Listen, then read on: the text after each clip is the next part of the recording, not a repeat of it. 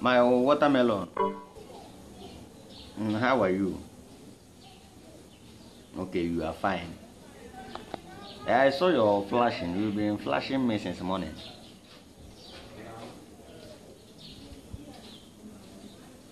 You went to the hospital and what happened?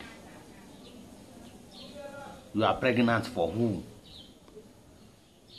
No. It can't be my child. How can I? How? See, you are a motherfucker. In fact, you are a sister fucker. Brother fucker. Mona fucker. Stop saying that kind of thing. I'm not responsible for that. Your act. Why will you say I'm responsible for making you pregnant? Well, some other person gave me stubborn children. I thought I had the responsible twins, Nemachi and Floyd Mayweather Chukwu. And you had to come and tell me that you are pregnant for who?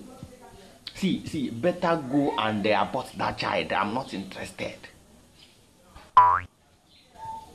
I said go and abort that child in the nearest hospital. I am not interested in any pregnancy at this moment at time.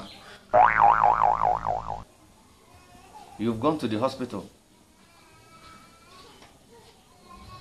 They said to abort the child will cost 90,000.